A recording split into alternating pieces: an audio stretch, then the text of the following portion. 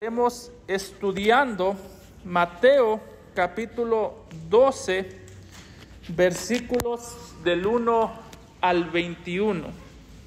Vamos a continuar con nuestra serie de sermones a través de este hermoso libro, y el día de hoy nos corresponde Mateo capítulo 12, versículos del 1 al 21. Recordarles que en nuestro calendario que tenemos de predicaciones sobre este libro, el plan es hacer una pausa cuando terminemos el capítulo 13 de Mateo, y estaremos estudiando por algunas semanas el libro de Sofonías. Así que si usted gusta ir leyendo el libro de Sofonías también, para cuando lleguemos o se termine Mateo 13, vamos a hacer una breve pausa, estudiamos Sofonías y después retomamos Mateo. Pero el día de hoy vamos a estar en Mateo capítulo 12, versículos 1 al 21. ¿Estamos listos? Amén. Dice la palabra de nuestro Dios: En aquel tiempo iba Jesús por los sembrados en un día de reposo, y sus discípulos tuvieron hambre y comenzaron a arrancar espigas y a comer.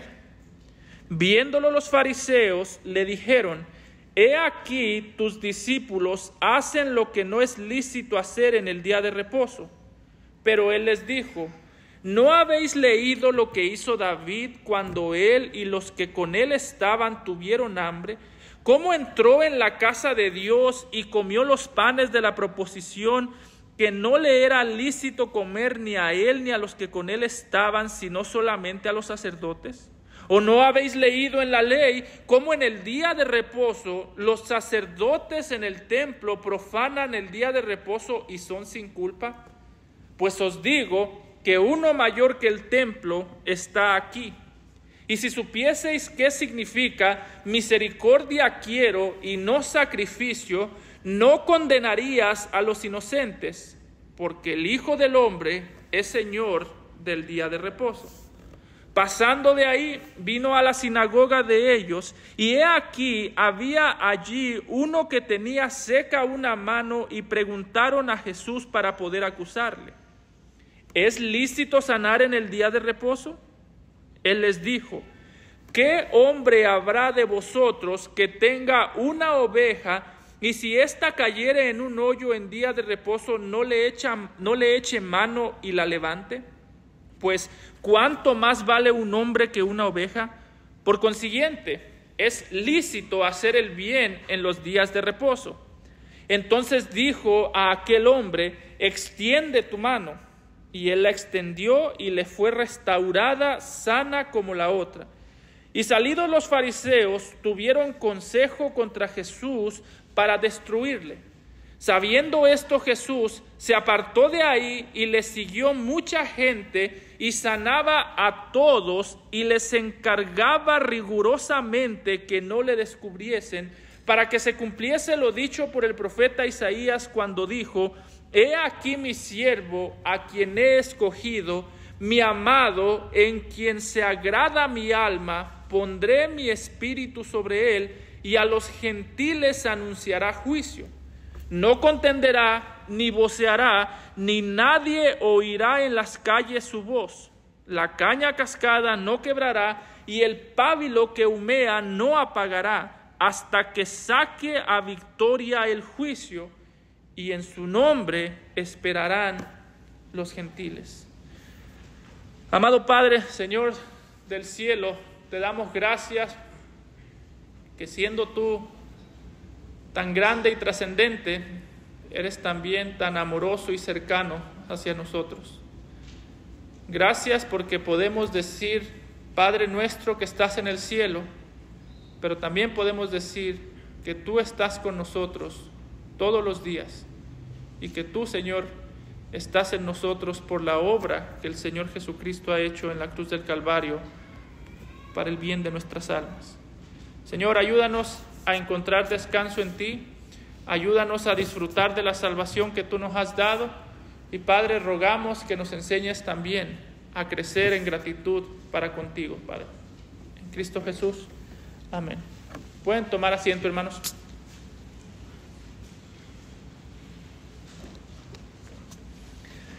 Si notamos el pasaje en el que nos encontramos el día de hoy es bastante interesante, porque si nosotros notamos en este pasaje en el que el Señor Jesús se encuentra teniendo una confrontación o se encuentra teniendo como una discusión con los fariseos, una de las cosas que podemos ver es que hay un contraste entre lo que el Señor Jesucristo venía diciendo en el capítulo anterior y el pleito o la discusión que comienza a tener con los fariseos en este capítulo.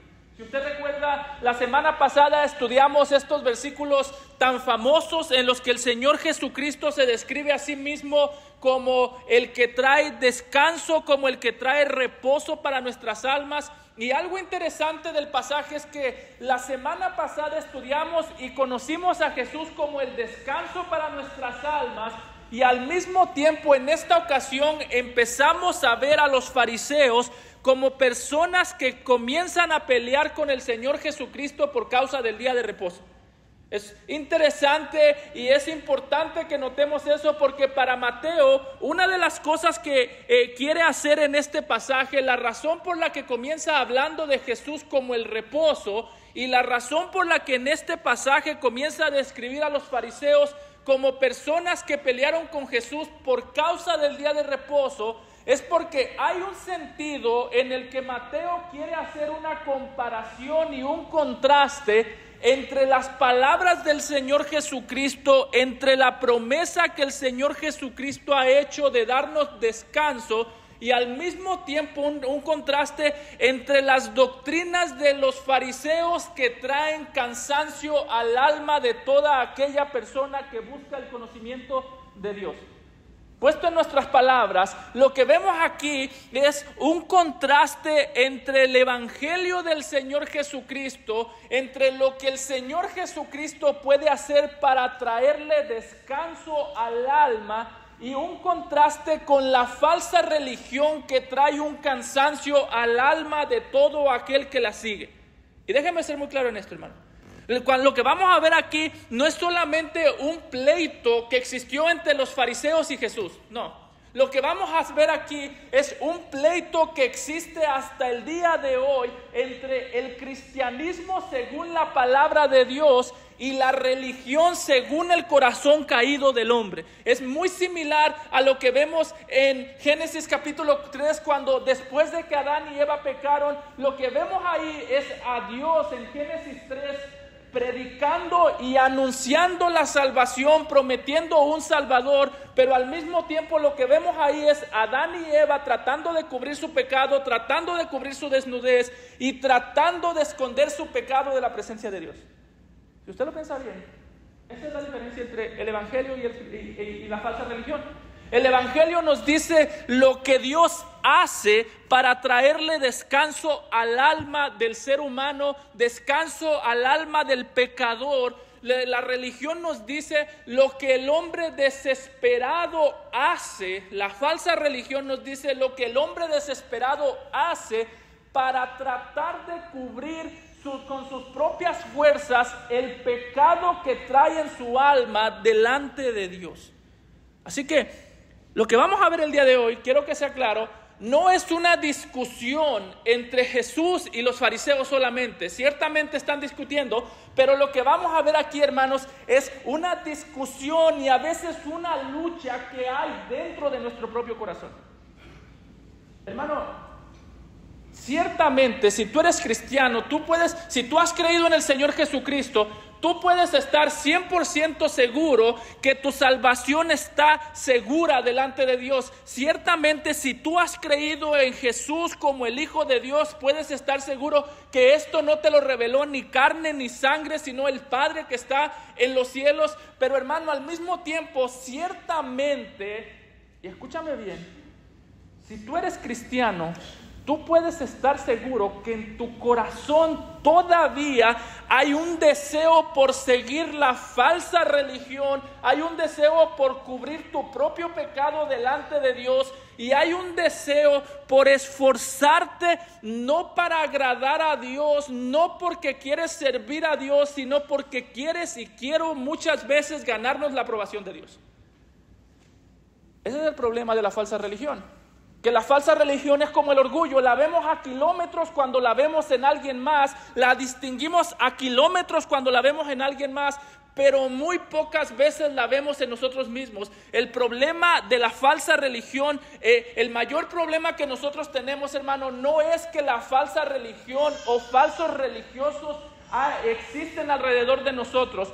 ¿Quieres saber cuál es el problema con la falsa religión? El problema de la falsa religión es que sigue teniendo ciertos aspectos o sigue teniendo ciertas raíces en nuestro corazón. Esto es el tema que muchos teólogos con justa razón conocen como legalismo. ¿Usted escuchaba esa palabra? Legalismo.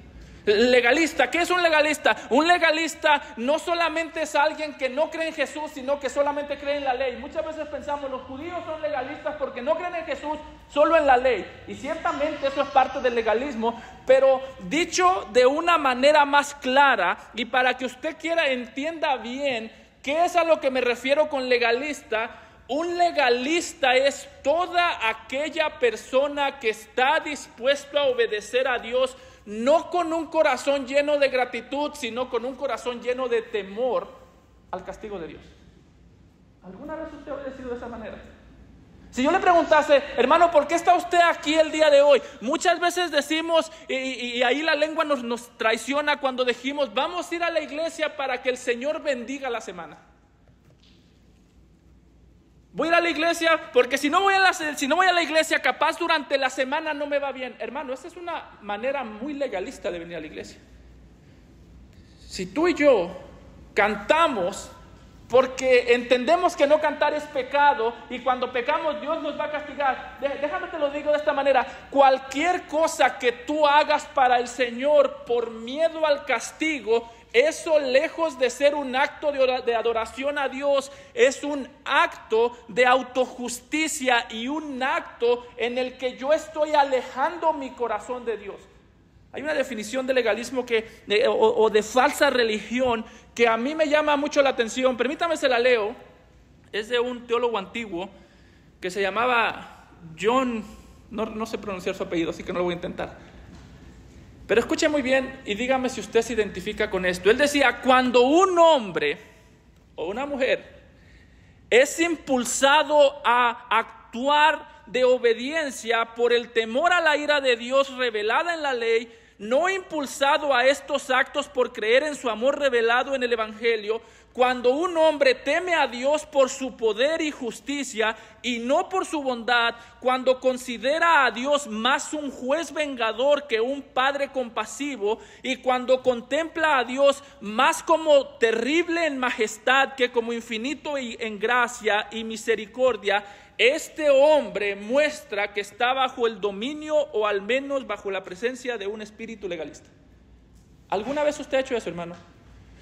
Dejar el pecado no por amor a Dios, sino por temor al juicio que Dios le puede traer por el pecado. Entonces usted no ha dejado el pecado. Usted lo único que ha hecho es alejarse del pecado por el miedo al juicio, no por amor al Padre. ¿Alguna vez usted ha hecho algo así? Alejarse de algún pecado solamente porque tiene temor de las consecuencias que Dios puede traer por ese pecado. Hermano, tú puedes dejar el pecado, pero si no es por amor al Padre, estás siendo legalista. Tú puedes venir a la iglesia, pero si la única razón por la que vienes a la iglesia no es por amor al Padre, por amor al Hijo, por amor al Espíritu Santo, estás siendo legalista. Y quiero dejar esto claro, porque muchas veces las iglesias se ven saludables por fuera.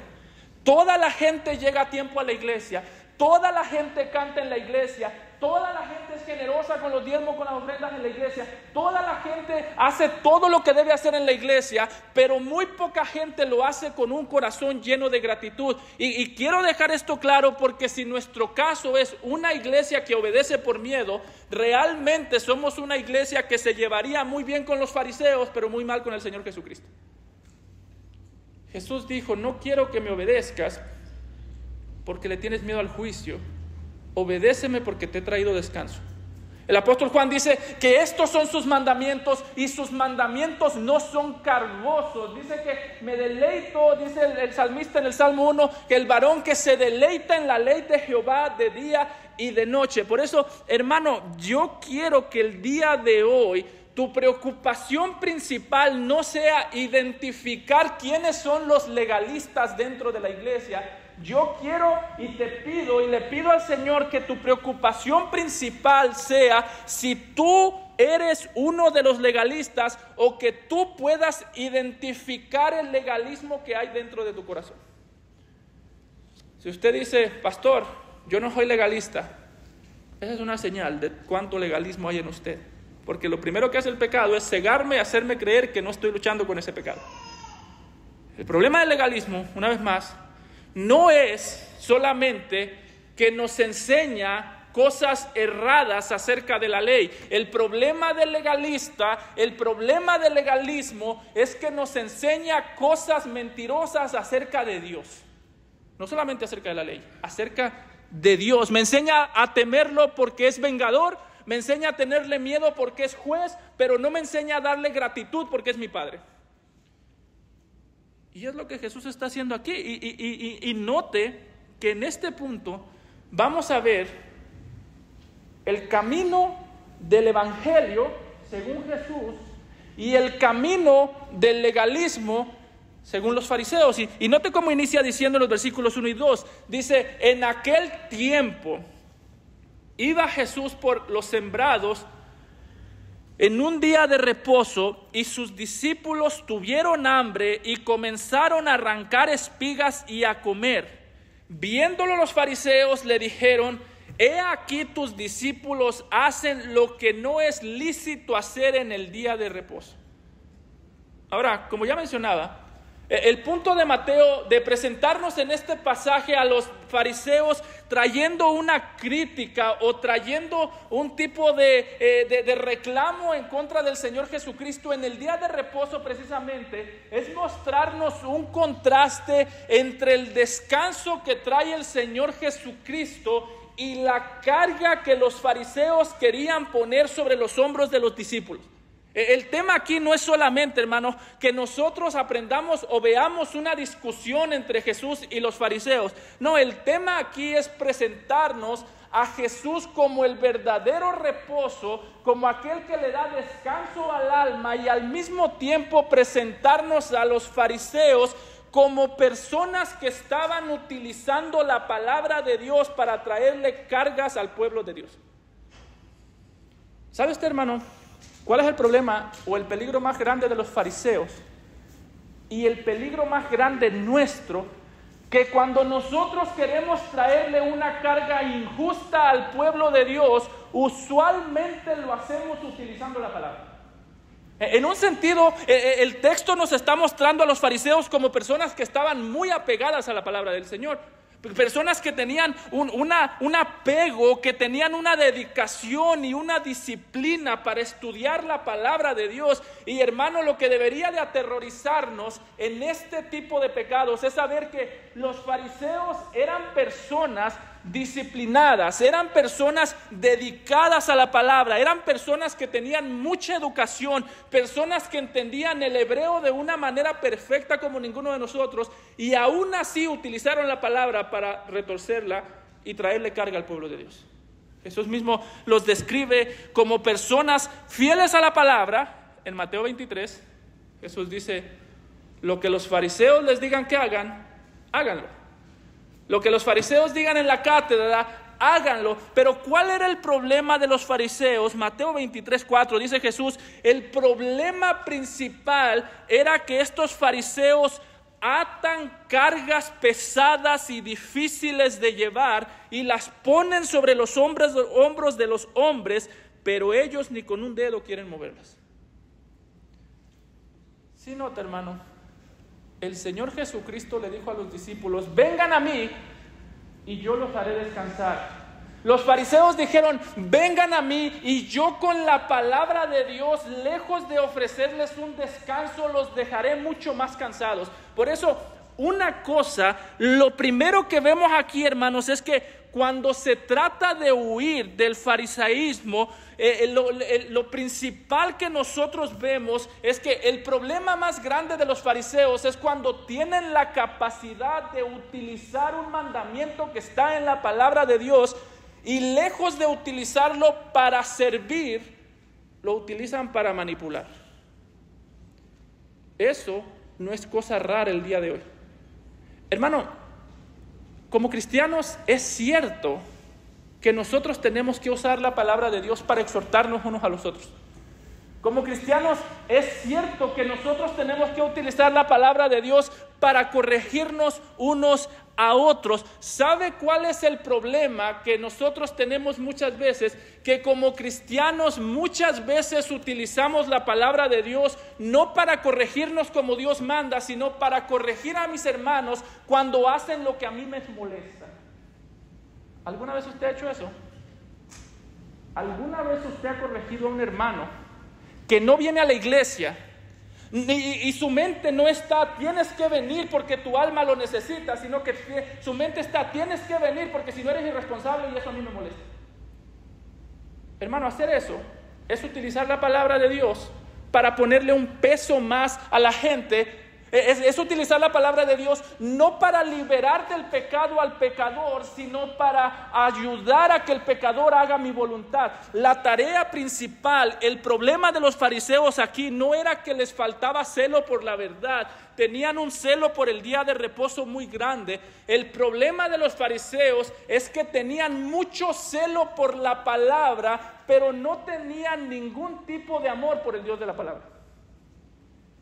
¿Tú quieres saber cómo es que luce tu amor por Dios? Hermano, porque cuando corriges a tus hermanos, lo haces por amor a su alma, no por amor a tu comodidad. Hay muchas cosas que a ti te van a incomodar de esta iglesia. No quiere decir que las tengas que corregir.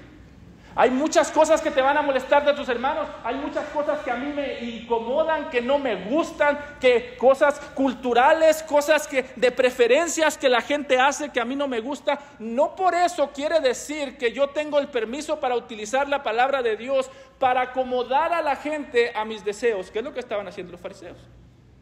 Los fariseos, cuando vieron a los discípulos comer trigo, cuando los vieron caminando por estos sembradíos y los vieron comer, el problema de los fariseos el problema no era que los discípulos estaban violando el día de reposo. El problema es que los discípulos no estaban obedeciendo el día de reposo tal y como los fariseos querían. Hermano, ¿quieres saber tú cuál es la característica principal de un corazón fariseo? Siempre tiene un pasaje para regañar y nunca tiene un pasaje y una actitud para consolar. Nunca. Ve a los fariseos, siempre que citaban la ley era para regañar. No es lícito que en el día de reposo hagan eso. No es lícito que coman espigas en el día de reposo. No es lícito que los gentiles coman sin lavarse las manos, dicen en Marcos. ¿Por qué comes con pecadores y publicanos?, le decían a Jesús. La característica principal del fariseo no es que no conoce la Biblia, es que conoce la Biblia y la utiliza solamente para regañar, nunca para consolar. Por eso, cuando nosotros decimos, lo voy a regañar y ya tengo el versículo, lo que estamos diciendo es, le voy a soltar todo mi odio, toda mi amargura, todo mi coraje y voy a utilizar la Biblia para eso. La tarea del cristiano que ama la Escritura no es buscar los pasajes para regañar a la gente. La tarea del cristiano que ama la Escritura sí es corregir, sí es exhortar, sí es reprender, sí es todas incomodar en muchas ocasiones. Ese es nuestro trabajo. La verdad va a incomodar en muchas ocasiones. Sin embargo, la tarea principal no es aprender a regañar, sino aprender a acompañar con misericordia y con la palabra de Dios. Dice Pablo en Gálatas 6:2, sobrellevad los unos las cargas de los otros. Y note las palabras que utiliza Pablo: y cumplid así la ley de Cristo. Es como si Pablo dijera, no sean como los fariseos que aprenden a citar la Biblia sin amor. No sean como los fariseos que aprenden la letra, pero no aprenden el espíritu de la palabra de Dios. No sean como los fariseos que utilizan la palabra como un látigo para esclavizar, como un látigo para poner cargas y nunca como un instrumento para ayudar a cargar las cargas. Pues, hermano, cada cuando tú le citas la Biblia a otro hermano,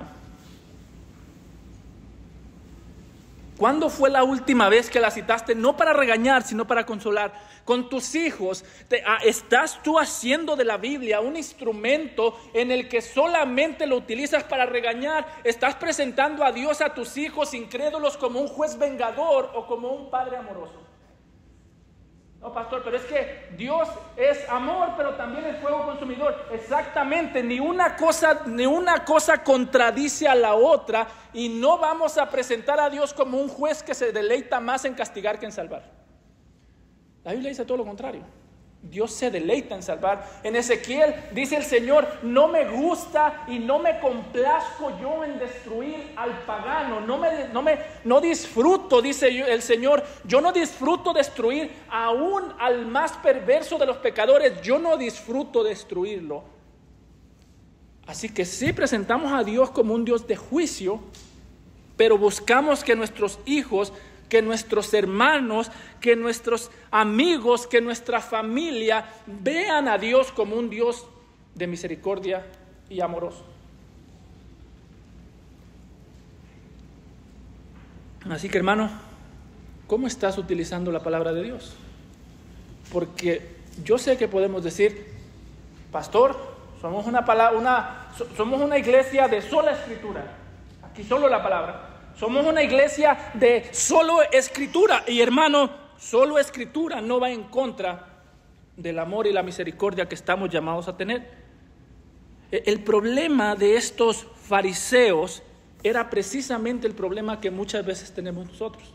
Aprendemos a citar la Biblia, aprendemos los mandamientos de Dios, aprendemos todas estas verdades del Señor, pero no aprendemos el carácter, la paciencia, la misericordia y el amor del Señor. Por eso, por eso es que si nota, el Señor Jesucristo en los versículos 3 y 4 corrige a los fariseos citando 1 Samuel 21, 1 al 6, y note cómo los corrige, hermano. Los fariseos, cuando quisieron atacar a Jesús y a sus discípulos, los atacaron utilizando la palabra, y note cómo los corrige el Señor Jesucristo en versículos 3 y 4. Dice el texto: pero él, Jesús, les dijo: ¿no habéis leído lo que hizo David cuando él y los que con él estaban tuvieron hambre? ¿Cómo entró en la casa de Dios y comió los panes de la proposición que no le era lícito comer ni a él ni a los que con él estaban, sino solamente a los sacerdotes? Note que cuando Jesús está corrigiendo a los fariseos, no solamente cita el caso de David. Note que lo primero que hace es decirle: no habéis leído.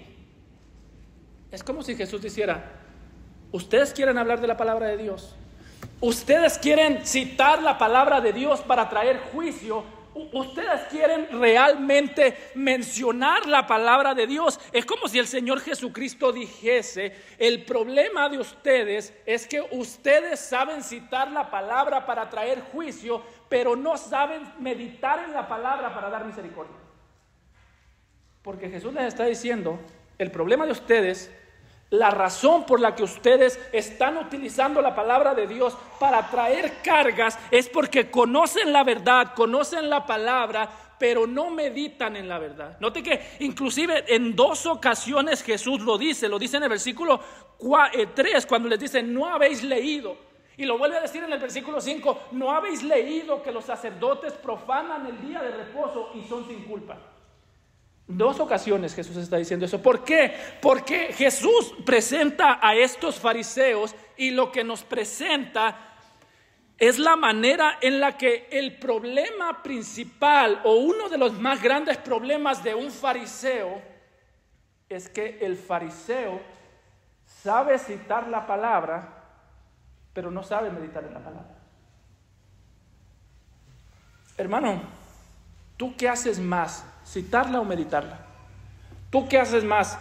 ¿Escucharla para corregir o escucharla para meditarla y guardarla? ¿Qué haces más? ¿Ser el fariseo que cuando ve una falta tiene el versículo perfecto, o ser el discípulo que cuando ve una falta en sí mismo tiene la meditación para abandonar el pecado? ¿Qué fue lo que dijo el salmista? En mi corazón he guardado tus dichos para no pecar contra ti. Jesús le estaba diciendo a los fariseos: ustedes recuerdan cómo exhortar, pero ustedes no meditan en la misericordia que el Señor, que Dios les ha mandado a dar. Ustedes escuchan la palabra, estaba diciendo Jesús, y el problema de ustedes es que ustedes escuchan la palabra y en lugar de escucharla para su alma, la escuchan para el alma ajena, y cuando la tienen que recordar para su propia alma, la olvidan. Es esa actitud de la que hemos hablado muchas veces. Cuando alguien está escuchando algo y dice: esto está perfecto para mi esposa, esto está perfecto para mis hijos. Hermano, eso es legalismo, eso es fariseísmo. Escuchar la palabra de Dios para alguien más mientras la olvido para mi propia alma, eso es legalismo, eso es satánico. ¿Quién fue el que le citó la palabra de Dios en el desierto a Jesús, trayéndole y utilizando la palabra de Dios para traerle una carga a Jesús? Así que la próxima vez que tú digas: esto es para quién sabe quién, recuerda, eso solo lo hace Satanás. Esa es una manera muy satánica de interpretar, de leer y de escuchar la palabra de Dios. Y precisamente por eso lo hacían así los fariseos, porque el problema de los fariseos es que, dice Jesús, los deseos de vuestro padre el diablo queréis hacer. Así que, hermano, cualquier cosa que tú escuchas, recuerda, ciertamente tienes que exhortar, ciertamente tienes que enseñar, pero cualquier cosa que tú escuchas, el mayor necesitado de la verdad, el más legalista, el más pecador, el más inmaduro, siempre vamos a ser tú y yo. ¿Sabes quién es el cristiano con el que yo más batallo? Yo. Soy el cristiano que más mentiras me ha dicho a mí mismo. Soy el cristiano que más veces me he quedado mal a mí mismo. Soy el cristiano que más veces me he engañado a mí mismo. De hecho, hay un sentido en el que los falsos maestros tienen una desventaja conmigo. ¿Sabe cuál es? Que yo me he engañado a mí mismo más de lo que un falso maestro me puede engañar. Así que yo me miento a mí más seguido de lo que un falso maestro me miente a mí. Y ese es tu problema. Tú y yo somos las personas que más nos engañamos, y somos las personas, lastimosamente, que como los fariseos menos vemos nuestra necesidad de la palabra de Dios. Así que el cuidado de la palabra y el cuidado con el alma, siempre es importante cuidar las almas, siempre es importante exhortar las almas, pero el alma más necesitada siempre es la tuya. Oh, pastores, que usted no sabe la esposa que a mí me tocó. ¿Saben qué es lo chistoso de eso? Que si yo digo: hermanos, es que ustedes no saben la esposa que a mí me tocó, eso es verdad. Pero si mi esposa dice: ustedes tampoco saben el esposo que a mí me tocó, eso también es verdad. Oh, pastores, que usted no sabe los hijos que a mí me tocaron, es verdad. Pero si sus hijos dicen: usted tampoco sabe qué clase de padre tengo yo, también es verdad. Así que Jesús le está diciendo a los fariseos, les está diciendo: no se les olvide que la palabra de Dios no solamente sirve para regañar, sino que ustedes también la tienen que meditar. Y Jesús está diciendo, de hecho, la razón por la que una persona como los fariseos regaña mucho, o solamente sabe desanimar, o solamente sabe señalar pecados con la palabra, nunca consolar, es porque la lee mucho pero la medita muy poco. Es el problema. Hermano, nadie crece leyendo la Biblia. Los fariseos la leían, de hecho se la memorizaban. Posiblemente muchos fariseos se sabían el Antiguo Testamento de memoria. Nadie crece leyéndola. ¿Sabe cómo crecen? Meditándola. Bienaventurado el varón que en la ley de Jehová medita de día y de noche. En tus mandamientos meditaré, son una delicia para mí, decían los salmistas. El Señor Jesucristo mismo manda, o el apóstol Pablo, perdón, en lo que leímos el día de hoy en el libro de Filipenses, dice: todo lo que sea de buen nombre, todo lo justo, todas estas cosas, dice el apóstol Pablo, en esto pensad. Es decir, Pablo está diciendo: nadie va a creer solo porque sabe la verdad, nadie va a crecer solo porque conoce ciertas verdades. Van a crecer cuando piensen continuamente en la verdad que conocen. Así que nuestra falta de misericordia se debe a nuestra cabeza olvidadiza. Olvido muy rápido y solamente recuerdo cuando veo pecados ajenos. El pasaje que aquí citó Jesús, cuando les dice en el versículo 3 y 4, pero Él les dijo: ¿no habéis leído lo que hizo David cuando él y los que con él estaban tuvieron hambre? Cómo entró en la casa de Dios y comió los panes de la proposición, que no le era lícito comer ni a él ni a los que en él estaban, sino solamente a los sacerdotes. Es un pasaje que se encuentra en 1 Samuel 21, 1 al 6, y es un pasaje en el que se presenta a David violando la ley de Dios en dos maneras distintas.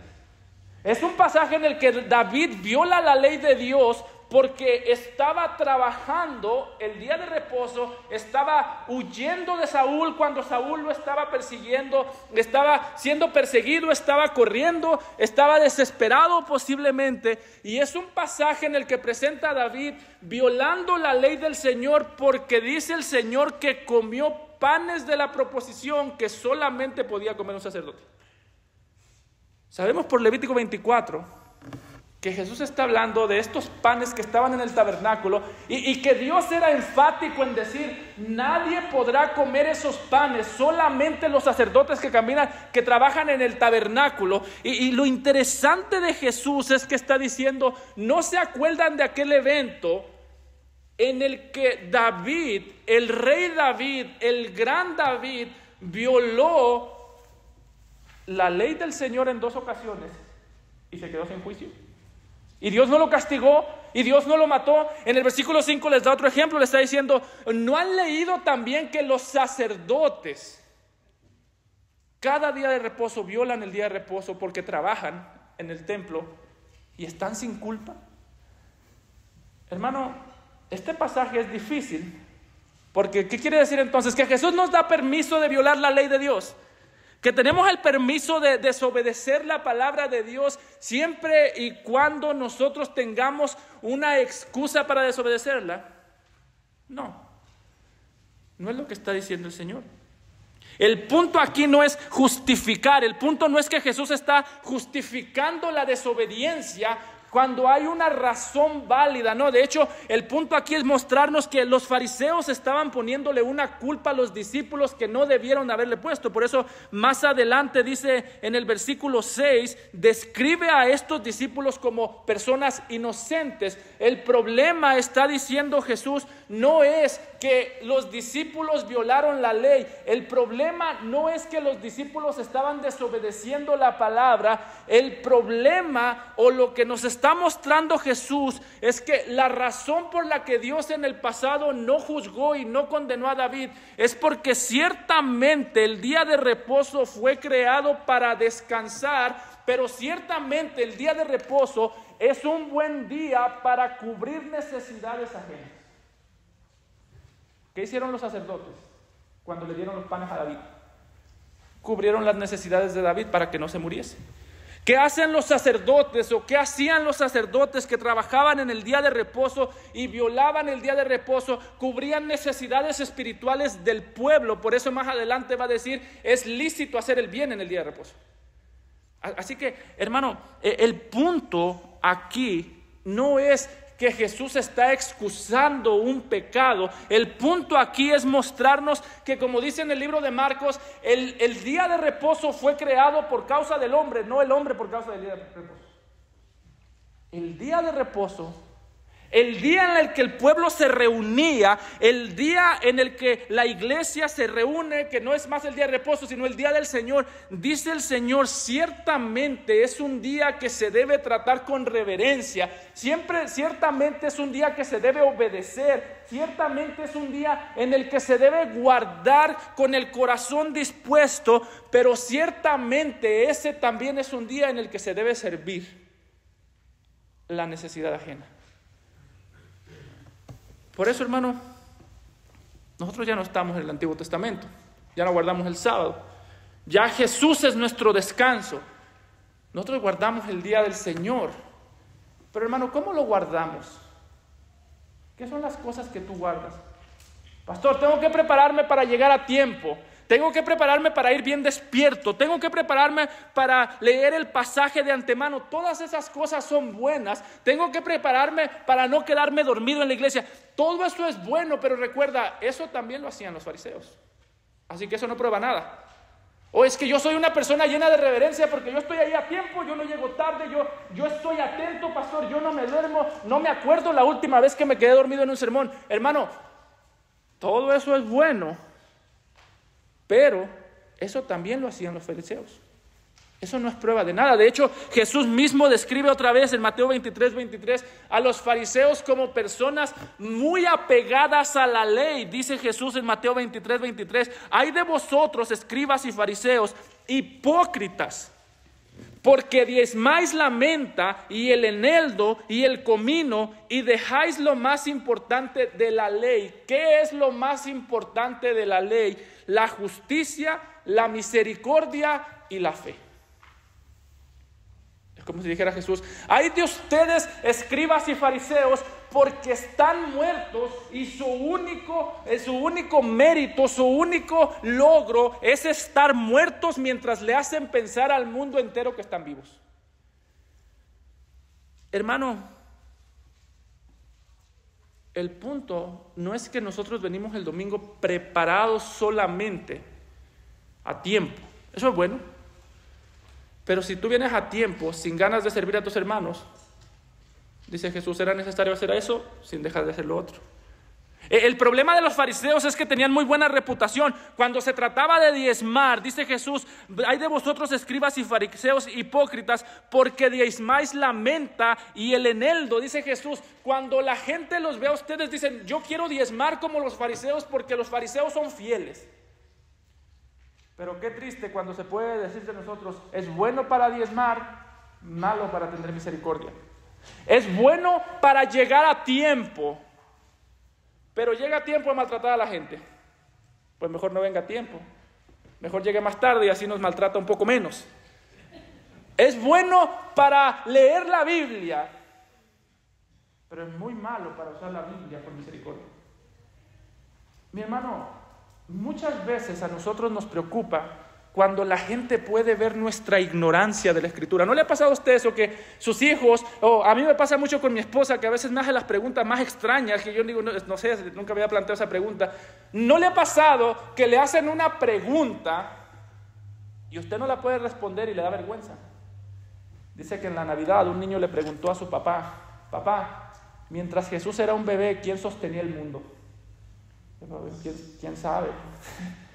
¿No le ha pasado a usted que le da vergüenza cuando la gente se da cuenta de lo ignorantes que somos en cuanto a la Biblia? A mí me ha pasado muy seguido que la gente espera que yo sepa más de lo que sé. Hermano, pero lo peor no es que la gente nos vea y nos dé vergüenza porque sabemos poco. Lo peor es cuando la gente ve todo lo que nosotros sabemos, todo lo que hemos estudiado, y puede ver que todo lo que nosotros conocemos nunca se traduce ni al más mínimo gramo de misericordia, amor y paciencia para con las personas que nos rodean. Eso es peor. No estoy promoviendo aquí la ignorancia, no estoy diciendo volvámonos todos ignorantes. Estoy diciendo aquí que una cosa es ser como estos fariseos con ganas de conocer la Escritura. Otra cosa es ser como los discípulos con ganas de conocer la Escritura para crecer en misericordia. Si conoces la misericordia de Dios y eso no se traduce a misericordia para con tus hermanos, a servicio hacia con tus hermanos, entonces tu problema y mi problema es que estamos conociendo de Dios, pero no a Dios. Son dos cosas bien distintas. Yo conozco mucho del presidente de los Estados Unidos, pero yo no tengo una relación con él. Él no me conoce a mí. A él no le podría importar menos mi vida. Y a mí la de él tampoco, porque nada más conozco de él, pero no lo conozco a él. Muchas veces así tratamos con Dios. Conozco de Dios, conozco de este tema, conozco del otro tema, pero la razón por la que no se traduce a misericordia, amor, justicia, obediencia genuina que brota del corazón es porque conocemos de Él, pero ni me interesa Él, ni me importa Él, y como no me importa Él, no me importan las personas que me rodean. Ese era el problema de los fariseos. Conocían mucho de Dios, conocían mucho de las ceremonias. De hecho, el problema de los fariseos era que ellos tenían mucho celo por los rituales, pero no tenían ningún celo por la persona a la que se suponía que adoraban. Llegaban temprano porque les importaba el ritual. Cantaban porque les importaba el ritual. Diezmaban porque les importaba el ritual. Pero nunca tenían misericordia porque no les importaba ni Dios, ni el pueblo de Dios. Mi hermano, ten mucho cuidado de no estar viniendo el domingo a adorar un ritual en lugar de adorar a Dios. Hace poco escuché de un seminario que sacó a todos los niños en una ceremonia de graduación porque eran muy ruidosos. Y como eran muy ruidosos, interrumpían. Eso es adorar la ceremonia, no a Dios. Porque si a Dios no le molesta el grito de los niños, ¿por qué a mí sí? Porque si a Dios no le molesta que el niño esté en el templo mientras su palabra está siendo predicada, mientras la música está sonando, ¿por qué a mí sí? Es que, pastor, distrae. El Dios que tú adoras, si no es tan grande como para que un niño pequeño no te distraiga, entonces el Dios que tú adoras no es tan grande. Y ese era el problema de los fariseos. Tenía un Dios tan pequeño que lo podían domesticar. Pero Jesús está diciendo, el problema de ellos es que adoran la ceremonia, adoran el día del reposo, pero no adoran al Dios que da el reposo. Adoran la letra de la ley, pero no adoran al dador de la ley. Adoran el templo, adoran la ceremonia del templo, pero no adoran al Señor del templo. Y por eso dice Jesús en los versículos 6 al 8, pues os digo... Está diciendo Jesús, ustedes adoran el templo, ustedes adoran la ceremonia, ustedes adoran todo lo que sucede en el tiempo, pues yo les digo que uno mayor que el templo está aquí. Y si supieseis qué significa misericordia quiero y no sacrificio, no condenaríais a los inocentes, porque el Hijo del Hombre es Señor del día de reposo. Está diciendo Jesús, la discusión se acaba cuando yo te digo que yo soy el Señor del día de reposo. Así que lo que yo diga que se puede, se puede. Y lo que yo diga que no se puede, no se puede. Pero nosotros opinamos, yo soy el Señor del día de reposo. Lo que yo diga que se puede, se puede. Y lo que no se puede, no se puede. Y lo que estoy diciendo es que en el día de reposo se hace el bien. Y si no haces el bien, no estás celebrando el día de reposo, no estás celebrando el día del Señor, estás teniendo un día de pereza. A veces nosotros nos imaginamos el día de reposo como el único día de permiso en el que los israelitas podían levantarse a las 3 de la tarde. No, hermano. O nos imaginamos el día del Señor como un día en el que voy a recargar pilas. ¿Y qué vas a hacer? A la 1 de la tarde me voy a parar. Y si no llego a la iglesia, pues ni modo. Es el día del Señor, descansar. No, hermano. Una cosa es guardar un día de pereza. Otra cosa es guardar el día del Señor. Una cosa es ser perezoso en un día, otra cosa es ser diligente para hacer el bien y edificar. Es interesante que Jesús dice, uno mayor que el templo está aquí. Está diciendo Jesús, la diferencia entre mis discípulos y la diferencia entre un fariseo es que el fariseo le pone atención solamente a lo que sucede en el día del Señor. Mis discípulos me ponen atención a mí porque yo soy mayor que el templo. Mis discípulos no ponen atención solo a lo que pasa en el templo, me ponen atención a mí, me ponen atención a lo que sucede conmigo. Y esa es la manera en la que vemos todo. Cantamos porque le estamos poniendo atención a Jesús. Que predicamos porque se espera que en la predicación le pongamos atención a Jesús, a la cruz del Señor Jesucristo. Tenemos comunión unos con otros porque así le tenemos atención a Jesús. Ahorita que cantábamos, ¿pensaste en Jesús? ¿Estabas prestando atención a Él? Ahorita que orábamos, ¿estabas prestando atención a Jesús? Ahorita que estemos aquí, ¿estás pensando en salir de aquí o estás pensando en tener comunión con el pueblo del Señor Jesucristo? Porque se espera de ti lo segundo. Dice el apóstol Pedro en 1 de Pedro 2:5, vosotros también como piedras vivas. Dice, sed edificados como casa espiritual y sacerdocio santo para ofrecer sacrificios espirituales aceptables a Dios por medio de Jesucristo. Y Pedro es pero muy cuidadoso en las palabras que utiliza. Pedro está diciendo, ya no tenemos el templo, ahora ustedes son el templo. Ya no tenemos los sacerdotes del Antiguo Testamento que trabajaban aún en el día de reposo, ahora ustedes son los sacerdotes. Y se espera que trabajen en el día de reposo. Se espera que sirvan, que animen, que alienten, que tengan comunión con sus hermanos en el día de reposo. Para eso es el día de reposo. Pastor, es que yo voy a la iglesia esperando que Dios me hable a mí por medio de su palabra. Hermano, ven a la iglesia esperando que Dios te hable a ti por medio de la palabra, pero al mismo tiempo recuerda que vienes a la iglesia porque Dios quiere hablarle y servir a tus hermanos por medio de ti utilizando la palabra. Qué bueno que vengas y digas, quiero que Dios me hable, pero esa es la mitad de la tarea. La otra mitad es, preocúpate por tus hermanos, porque Dios también le habla a tus hermanos a través de tu vida cuando estás utilizando la palabra. Y eso es lo que Jesús está diciendo aquí. No culpen a los inocentes por trabajar cuando se trata de un servicio a las necesidades de mi pueblo. El día de reposo es un buen día para descansar, pero también es un buen día para hacer el bien. Note versículos del 11 al 14. Cuando Jesús entra a la sinagoga, a una sinagoga, el pleito continúa con un hombre que tenía una mano seca. Se nos dice que los fariseos querían utilizar a un hombre que estaba ahí enfermo para tentar a Jesús. Dijeron, dejó a los discípulos comer. Aquí hay un hombre con la mano seca, nosotros sabemos que él lo puede sanar. Y le preguntaron, ¿es lícito sanar? ¿Es lícito hacer el bien en el día de reposo? Y Jesús le respondió, Él les dijo, ¿qué hombre habrá de vosotros que tenga una oveja y si ésta cayere en un hoyo en día de reposo, no le echa mano y la levanta? Jesús dice, ¿se dan cuenta lo que me están preguntando? Casi que Jesús dijo estas palabras con lástima. ¿Se dan cuenta lo que ustedes me están preguntando? Ustedes, si se les cae una oveja en un pozo, la sacan, pero Dios guarde la hora a servir a un hermano. Si ustedes, es como si el día de hoy dijera, ¿a qué hombre que se le daña el carro no lo arregla para irse a trabajar el lunes? ¿Alguna vez usted ha salido de la iglesia corriendo a arreglar el carro? Yo espero que no, porque no quiero que se dañe su carro.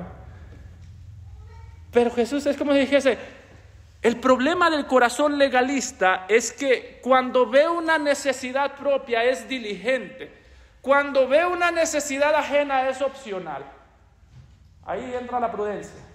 Es bien raro que nosotros nos volvemos prudentes solo cuando nos tenemos que sacrificar. Solo ahí. Jesús está diciendo, el problema de ustedes es que no conocen a Dios y al no conocer a Dios no saben qué vale más, si una oveja o una persona, no saben qué vale más, si un carro o un ser humano. Y Jesús les dijo, pues cuánto más vale un hombre que una oveja. Por consiguiente es lícito hacer el bien en los días de reposo. Entonces dijo aquel hombre, extiende tu mano, y él la extendió y fue restaurada sana como la otra. Y salidos los fariseos tuvieron consejo contra Jesús para destruirle. Dijeron los fariseos, no, cualquier cosa en el día de reposo menos el bien.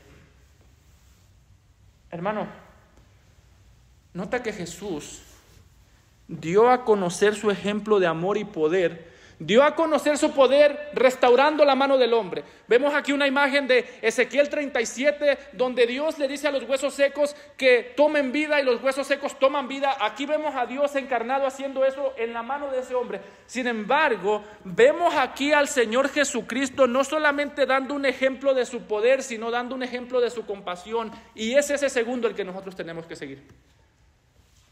Tú no puedes restaurar la mano seca de alguien, pero tú puedes amar a alguien con la mano, que tiene la mano seca.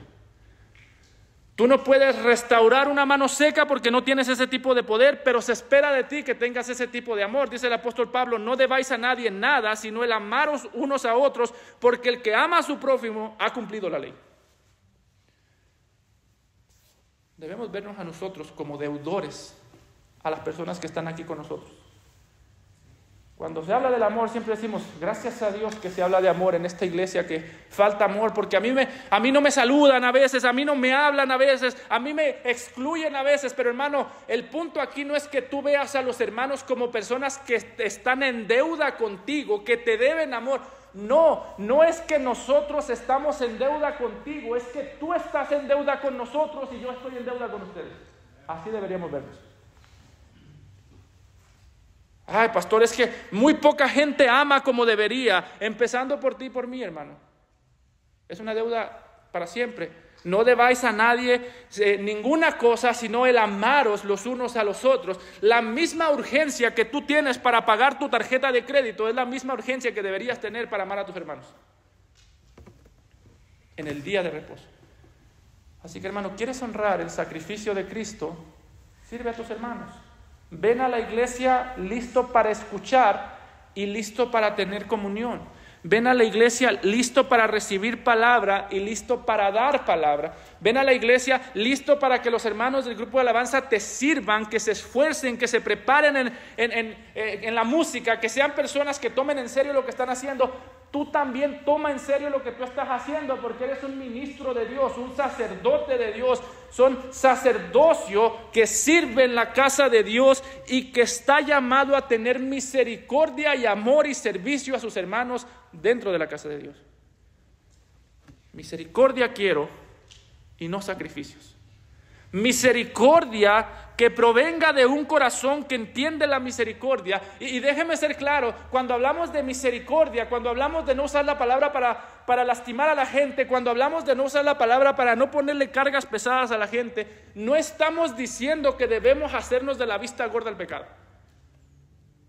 Si alguien te corrige a ti y te corrige conforme a la palabra, con mansedumbre, con amor, no cites este sermón. El pastor dijo que aquí nadie corrige a nadie. No, aquí nos corregimos unos a otros.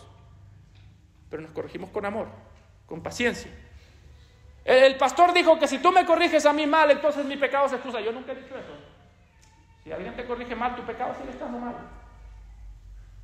Y de hecho, corregimos porque Jesús, el Dios que es amor, vino y sirvió y vino y corrigió. Note versículos 18 al 21. Después de que Jesús hace milagros, después de que Jesús se va cuando quieren matarlo los fariseos, después de que Jesús se va porque no era el tiempo de que sufriese la cruz del Calvario, dice en versículos 18 al 21 que toda esta historia del día de reposo se puede resumir en las siguientes palabras: he aquí mi siervo, a quien he escogido, mi amado, a quien se agrada mi alma, pondré mi espíritu sobre él y a los gentiles anunciará juicio. No contenderá ni voceará y nadie oirá en las calles su voz. La caña cascada no quebrará y el pábilo que humea no apagará hasta que saque a victoria el juicio, y en su nombre esperarán los gentiles. Está diciendo Mateo, toda la historia que acabas de leer, todo lo que acabamos de estudiar, se resume a esto: Jesús es el Salvador que vino a anunciar salvación y a anunciar juicio. Así que si tú estás aquí y no has creído en Cristo, no me escuches decir, a Jesús no le gusta que molesten al pecador con su pecado. No, Jesús molesta al pecador con su pecado, por eso anuncia el juicio. Lo que estamos diciendo es, Jesús anuncia el juicio para traer salvación. Él es el amado que cuando ve a un débil, lejos de destruirlo, lo salva si cree en Él. Así que cree en Él y se salva el día de hoy. Él es el amado que lejos de traerle cargas a los pecadores, les trae descanso a través de la cruz del Calvario. Así que cree en Él. Y como iglesia, somos una iglesia que sigue al Dios que es amor y que con ese amor habla la verdad en amor, como dijo el apóstol Pablo. Así que tengamos amor por la verdad y tengamos amor por las personas a las que les hablamos la verdad. Vamos a orar. Amado